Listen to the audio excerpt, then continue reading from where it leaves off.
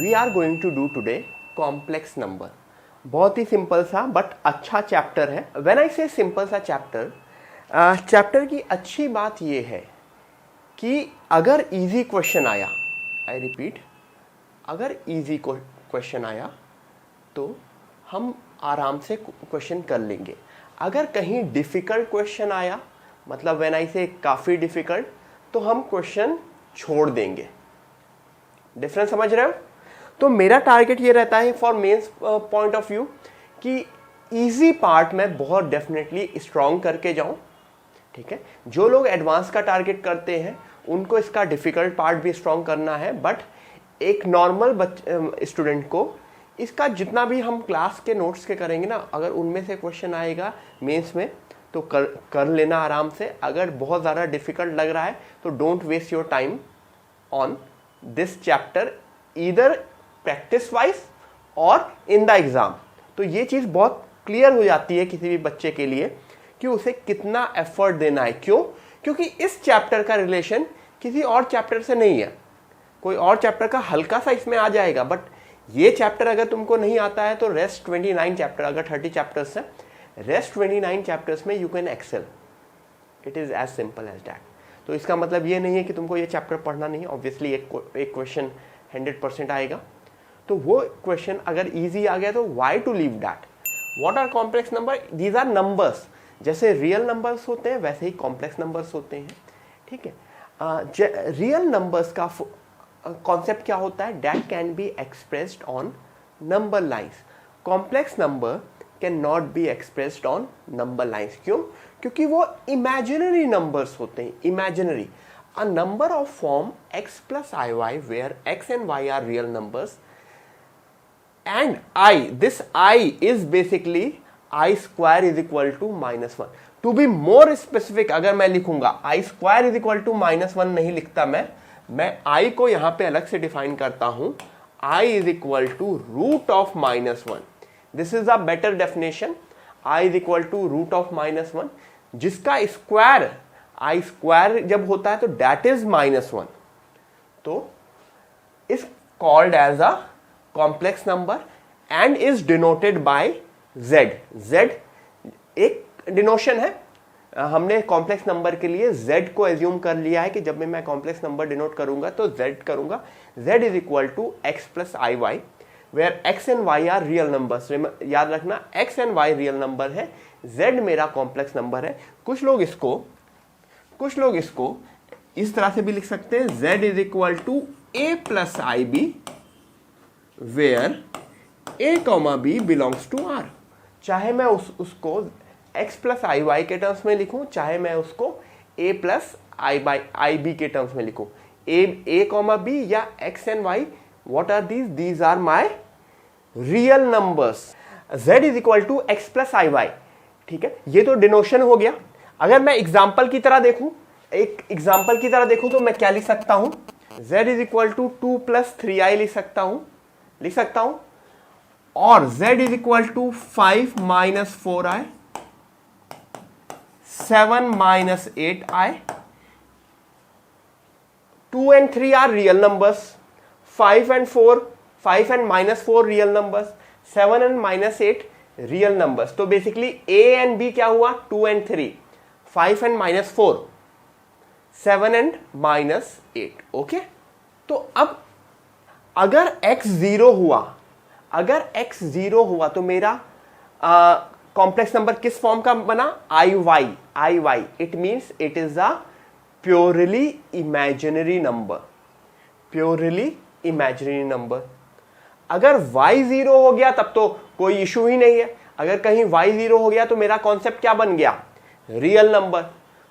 और real number के बारे में तो हमको सारी चीजें पता है, तो रियल नंबर के बारे में तो मुझे कुछ सोचना भी नहीं है। We are very much sure कि रियल नंबर को क्या करते हैं।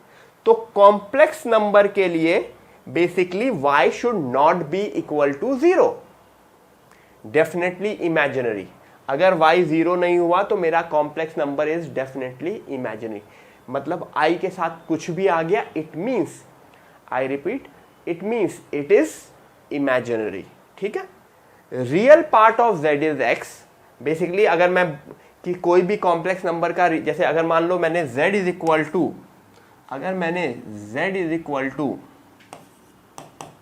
-5 प्लस 8i है, तो अगर मैं रियल पार्ट ऑफ z की बात करूं तो क्या है रियल पार्ट ऑफ z?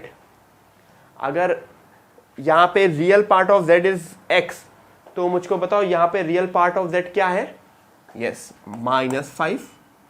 और इमेजिनरी पार्ट रियल, ये इसका शॉर्ट फॉर्म होता है, रियल पार्ट को RE लिख देते हैं और इमेजिनरी पार्ट को IM लिख देते हैं।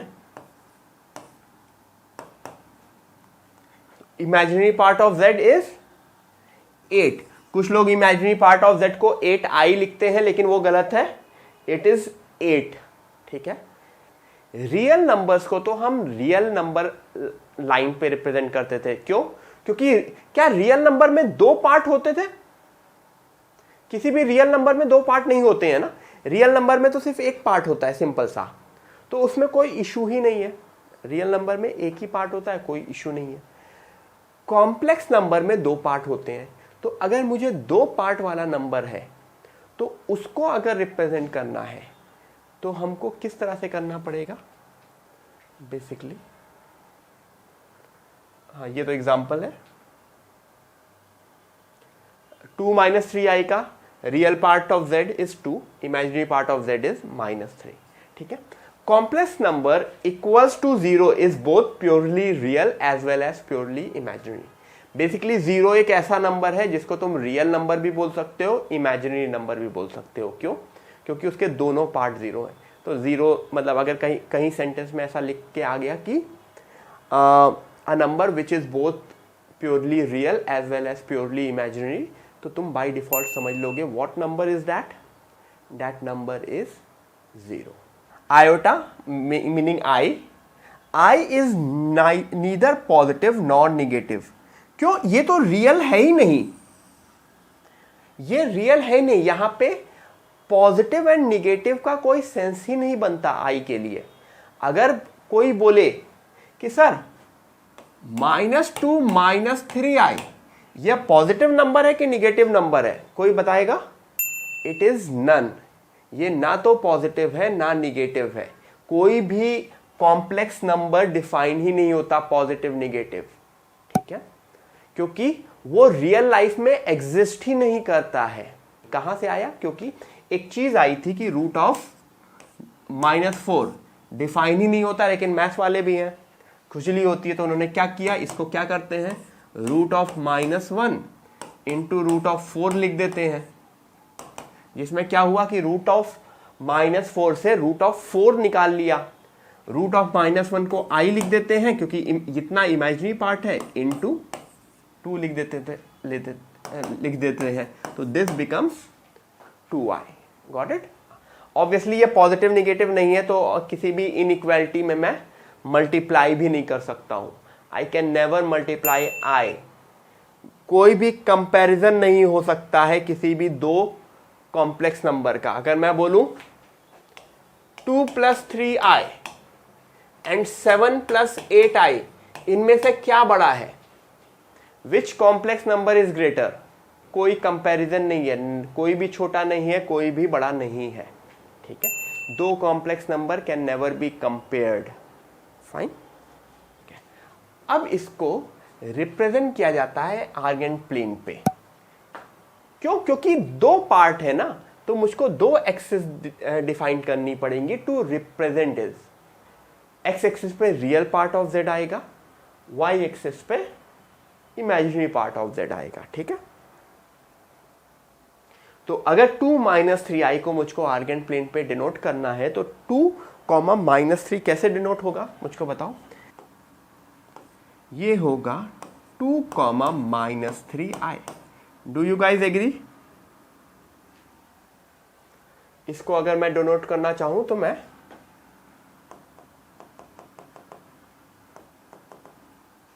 इस तरह से डिनोट कर सकता हूं, -2, -3। तो this would be same as -2 - 3i।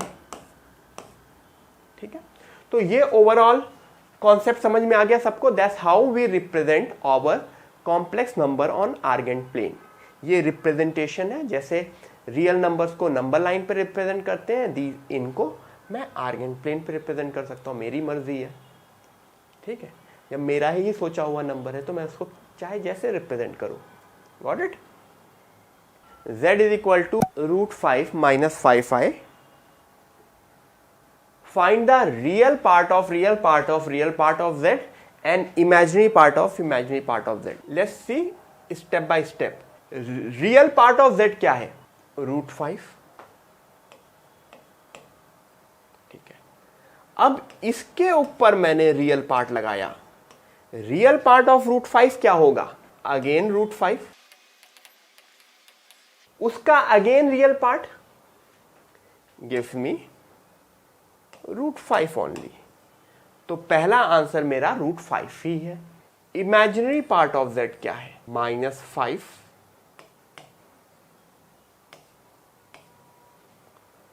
और उसका इमेजिनरी पार्ट -5 का इमेजिनरी पार्ट क्या है? -5 तो एक रियल नंबर हो गया ना, तो उसका इमेजिनरी पार्ट 0।